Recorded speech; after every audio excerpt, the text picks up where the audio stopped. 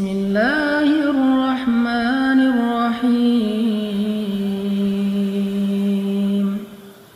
Wadduha wal-laili idza saja. Ma wadda'aka rabbuka wa ma qala. Walal-akhiratu khairun laka minal ula. Walasawfa yu'tika rabbuka fatarda. ألم يجدك يتيما فآوى ووجدك ضالا فهدى ووجدك عائلا فأغنى فأما اليتيم فلا تقهر وأما السائل فلا تنهر وأما بنعمة ربك فحدث. Sadaqallahul azim. Teman-teman yang dirahmati Allah Subhanahu wa taala, surat Ad-Duha ini adalah bisa dibilang kayak japrian dari Allah buat kita. Kenapa saya bilang japrian? Karena kalimat di dalam surat Ad-Duha itu personal banget. Allah kayak lagi ngomong dengan satu orang hambanya. Makanya kalau misalnya teman-teman lagi baca surat Ad-Duha, cobalah teman-teman rasain kita tuh lagi baca sebuah japrian dari Allah yang khusus buat kita. Jadi ketika Allah ngomong kamu di dalam surat Ad-Duha itu, kamu di situ adalah saya. Kamu di situ adalah teman-teman. Kamu di situ adalah kita yang sedang membaca surat Ad-Duha, bukan orang lain. Makanya Allah gunakan kata kamu. Seperti kalimat ma wadda'aka rabbuka wa ma qala. Walal akhiratu khairul laka minal ula, dan seterusnya. Tuhanmu, mu di situ adalah saya, kita. Tidak pernah benci kepada engkau wahai hambaku. Engkau di situ adalah kita, saya. Apalagi meninggalkanmu. Sesungguhnya akhirat lebih baik bagimu nanti daripada dunia. Jadi semua kata kamu, baik dalam bentuk berita maupun perintah atau larangan di dalam surat Ad-Duha, itu adalah kalimat japrian dari Allah untuk kita. Sehingga ketika kita membaca surat Ad-Duha di malam hari, saat tahajud, apalagi ketika lagi sholat, maka coba teman-teman hayati, coba teman-teman rasakan kalau Allah lagi ngomong berdua dengan teman-teman. Itu rahasia dari tadabbur surat Ad-Duha. Coba rasakan Allah tuh lagi ngomong berdua dengan teman-teman. Allah tuh lagi japri khusus ke nomor teleponnya teman-teman. Allah tuh lagi pengen menghibur teman-teman yang sedang sedih. Allah tuh lagi pengen menghibur kita yang sedang galau. Allah tuh lagi pengen menghibur kita yang sedang terluka. Allah tuh pengen menghibur kita yang sedang lemah dan merasa gak berdaya. Coba rasakan betapa indahnya kita dihibur oleh Allah. Kita dihibur oleh Zat pemilik langit dan bumi. Kita dihibur oleh yang maha kasih sayangnya berlimpah. Kita dihibur oleh Zat yang maha indah. Kita dihibur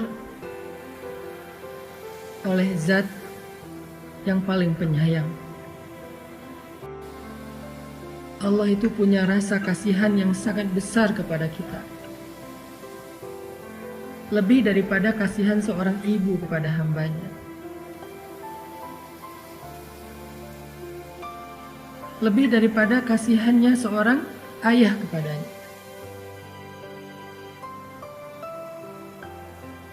Lebih daripada kasihannya seorang suami kepada istri, atau seorang istri kepada suami, atau anak kepada orang tua. Coba rasakan ketika membaca surat Ad-Duha, Allah lagi bicara dengan kita sendiri, bukan dengan orang lain. Ini bukan ayat broadcast, ini ayat japrian. Makanya Allah tidak mengatakan kalimat ya ayyuhalladzina amanu. Kalau ya ayyuhalladzina amanu itu ayat broadcast. Tapi ma wadda'aka rabbuka wa ma qala itu ayat japrian. Jadi coba kita rasain kalau Allah itu lagi ngejapri kita, teman-teman. Allah itu lagi seolah-olah pengen meluk kita yang erat supaya Allah bisa menyentuh kita dengan sentuhan kasih sayang, karena Allah paham banget kalau saat ini kita sedang lemah. Karena Allah paham banget kalau saat ini kita sedang dalam keadaan merasa sendirian, sepi, gak punya siapa-siapa yang bisa diharapkan. Karena Allah tahu banget, ngerasa banget gimana yang kita rasain hari ini, bahwa kita itu merasa sedang kecewa. Makanya Allah pengen bicara berdua dengan kita. Itulah perasaan Nabi ketika ayat ini turun, teman-teman.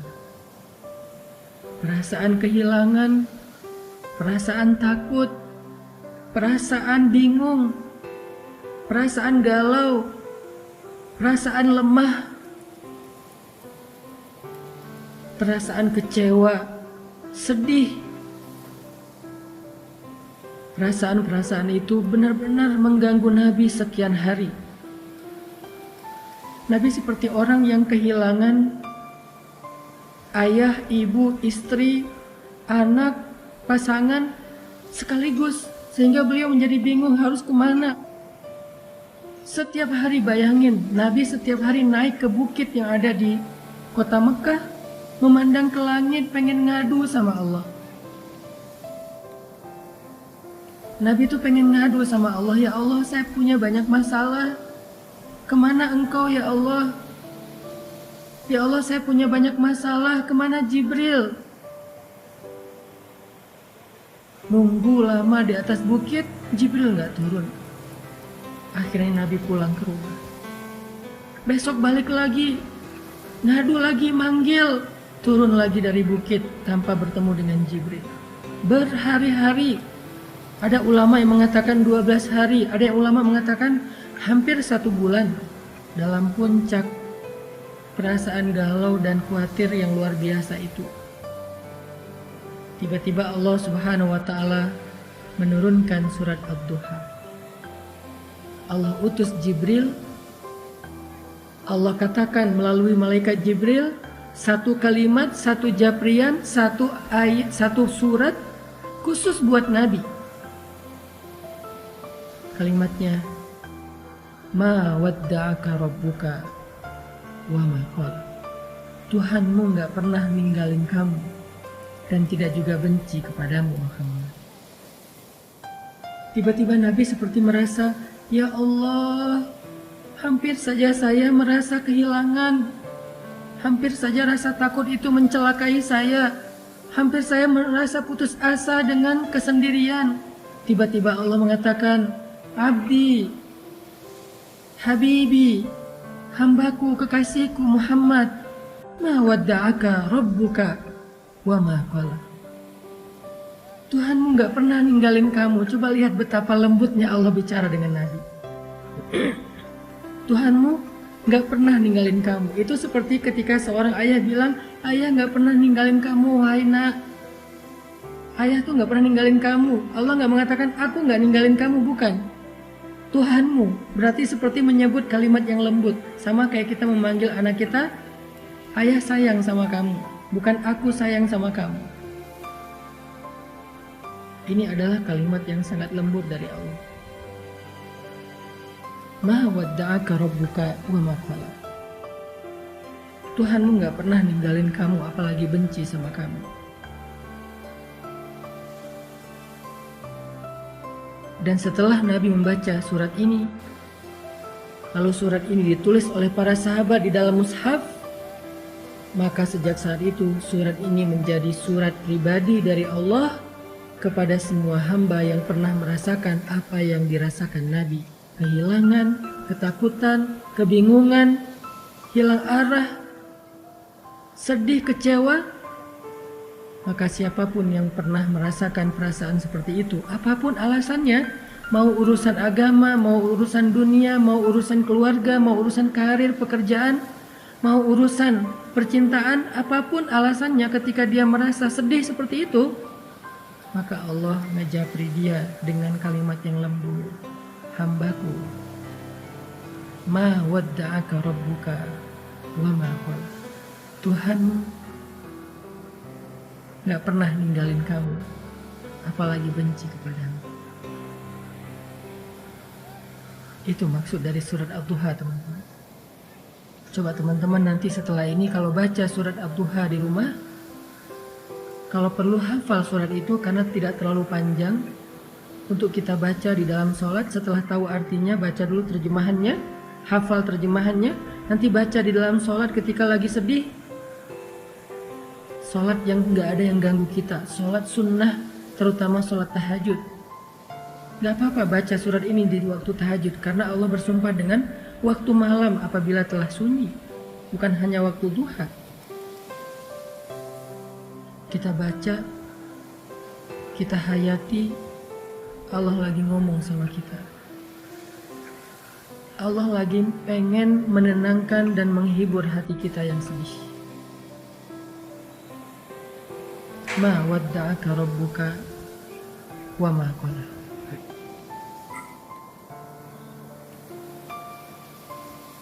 Kemudian Allah katakan juga, walal akhiratu khairul laka minal ula. Akhirat itu lebih baik bagimu daripada dunia. Apa maksud dari kalimat ini, teman-teman? Allah pengen ngasih tahu, wahai hambaku, dunia itu emang kayak gitu. Kehidupan di dunia itu semua orang ngerasain, semuanya pernah sakit, semuanya pernah sedih, semuanya pernah kecewa, semuanya pernah kehilangan. Kenapa? Karena itu dunia. Jangan sedih, hambaku. Nanti di akhirat, kamu gak akan pernah lagi ngerasain perasaan yang seperti itu. Nanti di surga, kamu gak akan lagi ngerasain sedih. Kamu gak akan lagi ngerasain kecewa. Kamu gak akan lagi ngerasain ditinggalin. Kamu gak akan lagi ngerasain lelah. Gak ada lagi lelah nanti di surga. Jadi bersabarlah karena kamu masih di dunia. Dan dunia ini sementara. Dan itulah fitrah, tabiat kehidupan di dunia. Semua orang merasakannya.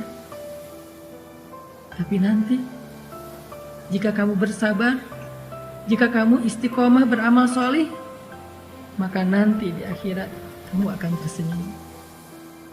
Fatardo, kamu akan puas. Kamu akan bersenang, bersuka cita. Kamu akan ceria, happy. Kamu gak akan lagi merasa lelah. Tapi nanti di akhirat, sabar. Allah menghibur kita. Seperti seorang suami bilang ke istrinya, "Mah, sabar ya. Nanti kalau mama udah ngelewatin ujian ini, kita jalan-jalan yuk. Nanti kita jalan-jalan yuk ke Indonesia Timur. Apakah ke Papua yang indah, atau ke Lombok yang indah, atau ke Ambon, ke Sulawesi. Kita jalan-jalan yuk ke pantai-pantai yang indah di Indonesia. Atau kalau dia punya rezeki lebih, yuk kita jalan-jalan yuk ke Turki. Atau kalau misalnya dia istrinya senangnya dengan kosmetik, skincare, kita jalan-jalan yuk ke Korea. Nanti mama di sana nggak akan sedih lagi. Papa yang sedih ya, habis biayanya." Seolah-olah seperti itulah Allah bicara kepada hamba-Nya. Seperti seorang suami yang sedang menghibur istrinya dengan sebuah janji bahwa kalau istrinya sabar, bahwa kalau istrinya tabah, nanti akan diajak jalan-jalan. nanti akan diajak bersenang-senang sebagai hadiah dari suami kepada istri. Atau seperti seorang ayah kepada anaknya, ketika anaknya lagi ujian, lagi capek belajar sampai malam, kemudian mendapatkan hasil yang hari pertama ujian itu mungkin dia ngerasa kayak berat banget, banyak pertanyaan yang susah dijawab, banyak soal yang dia nggak bisa ngasih jawaban. Ayahnya menghibur, ibunya menghibur, nak, sabar ya, belajar terus ya, yang semangat ya, nanti kalau udah beres ujian, kita jalan-jalan. Kamu mau ke permainan mana? Kamu mau jalan kemana? Nanti ayah akan siapin semuanya. Pokoknya kamu nggak akan kecewa. Pokoknya kamu akan suka. Pokoknya kamu akan bahagia. Kamu akan happy, akan seru-seruan. Kita camping bareng, kita apa dan segala macam. Allah lagi menghibur kita dengan kalimat walal akhiratu khairul laka minal ula. Hambaku, dunia emang kayak gini, sabar ya. Nanti di akhirat kamu akan puas. Kamu gak akan ngerasain lagi yang kayak gini-gini. Kamu gak akan ngerasain lagi yang namanya kecewa, sedih, kehilangan, lelah. Gak. Sehingga ketika kita membaca kalimat walal akhiratu khairul laka minal ula, cobalah membacanya seolah-olah Allah lagi berbisik di telinga kita, ngasih tahu surga itu indah. Surga itu memuaskan. Surga itu apa aja ada. Nanti di sana kamu nggak akan sedih lagi. Nanti di sana kamu nggak akan lelah lagi. Semuanya dilayani. Kamu hanya bilang apa, mau apa. Ya Allah, saya mau makan ini. Seketika itu juga Allah akan berikan kepada kita dengan pelayan-pelayan yang sangat banyak. Rasakan seolah-olah Allah lagi berbisik di telinga kita bahwa kalau kita bisa melalui ujian ini dengan sabar, dengan istiqomah, nanti Allah akan ngajak kita jalan-jalan di surga. Dan coba dengarkan itu dengan hati. Karena hanya hati yang mendengarkan dengan iman, dengan yakin, akan terhibur dengan kalimat akhirat lebih baik daripada dunia dan engkau akan ridha.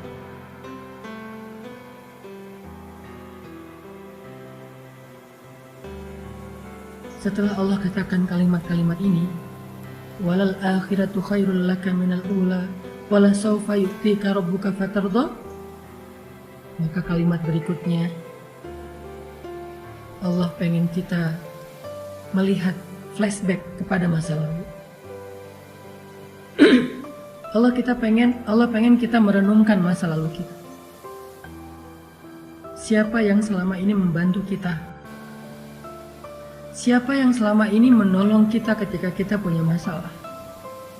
Siapa yang menghidupkan kita, menciptakan kita, memelihara kita, memberi kita rezeki selama ini? Bukankah Dia Allah yang ngasih kita kehidupan? Bukankah Dia Allah yang ngasih kita keluarga? Bukankah Dia Allah yang ngasih kita makanan? Yang ngasih kita rezeki? Yang ngasih kita pemeliharaan? Alam yajidka yatiman fa'aw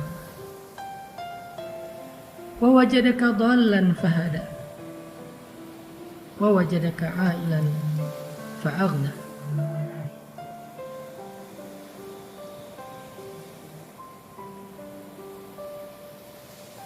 Dia yang selama ini memberikan kepada kita banyak kebaikan. Saat kita sendiri, Dia memberi kita keluarga. Saat kita dalam keadaan bingung, Dia memberi kita ide, gagasan, petunjuk, ilmu. Saat kita dalam keadaan lapar, tidak punya pakaian dan tempat tinggal, Dia beri kita kecukupan selama ini. Dan itu menjadi bukti bahwa Dia nggak pernah ninggalin kita, apalagi benci sama kita.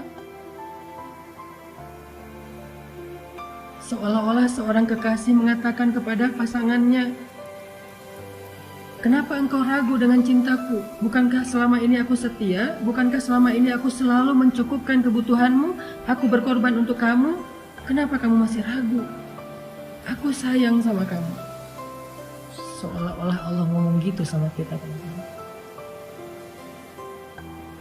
Seolah-olah dengan kata-kata alam yajidka yatiman fa'awa wa wajadaka dhallan fahada, wa wajadaka ailan fa'aghna. Allah tuh pengen ngomong, aku tuh sayang sama kamu. Aku tuh cinta sama kamu.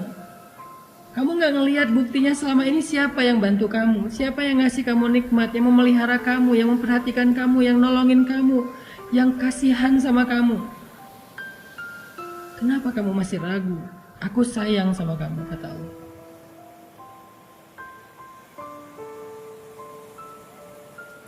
Sehingga dengan ayat itu Allah pengen kita yakin, kita percaya kalau Allah itu gak benci sama kita. Manusia boleh datang dan pergi, tapi Allah gak pernah meninggalkan kita. Manusia boleh kadang mencintai kita, tapi tiba-tiba membenci kita. Tapi Allah cintanya abadi untuk kita. Sehingga ketika kita yakin Allah gak pernah ninggalin kita, Allah sayang sama kita, maka saat itu juga hati kita akan terobati. Saat itu juga sempitnya dada kita akan terasa lega.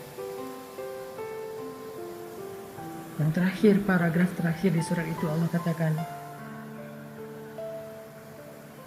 wa ammal yatim fala taqhar, wa ammas sa'il fala tanhar, wa amma bi ni'mati rabbika fahaddith.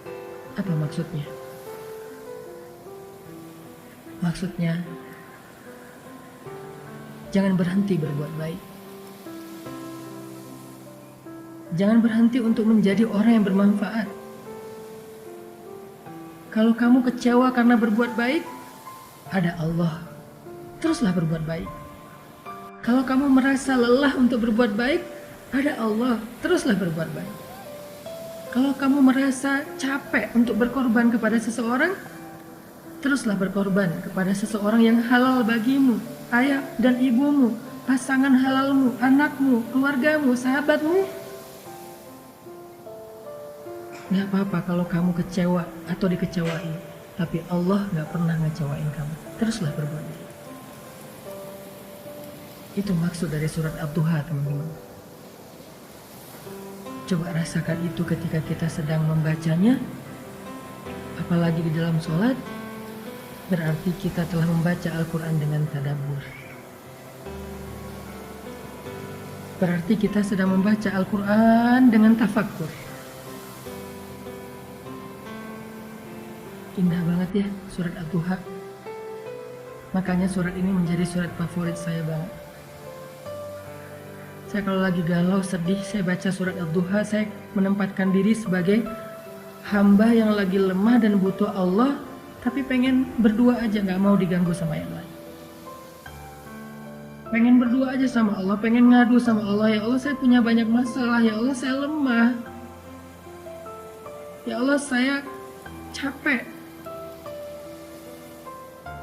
Terus saya harus gimana ya Allah? Setelah saya menyampaikan pertanyaan-pertanyaan itu, saya baca surat Ad-Duha. Sampaikan dulu aja keluh kesah kita. Curhat aja dulu yang sehabis-habisnya sama Allah. Ngomong aja sama Allah tanpa harus ada jaim-jaiman. Ya Allah, saya capek. Ya Allah, saya sedih. Ya Allah, saya terluka. Ya Allah, saya sendiri. Ya Allah, ya Allah, ya Allah. Ngomong sama Allah. Setelah semua pertanyaan itu udah kita keluarkan, unek-uneknya udah kita keluarin kepada Zat yang Maha Pengasih, lalu baca surat Ad-Duha, maka kita akan menemukan jawabannya. Baca surat Ad-Duha, maka kita seperti merasa dijawab langsung oleh Allah Subhanahu. Kayak gitu cara membaca surat Ad-Duha.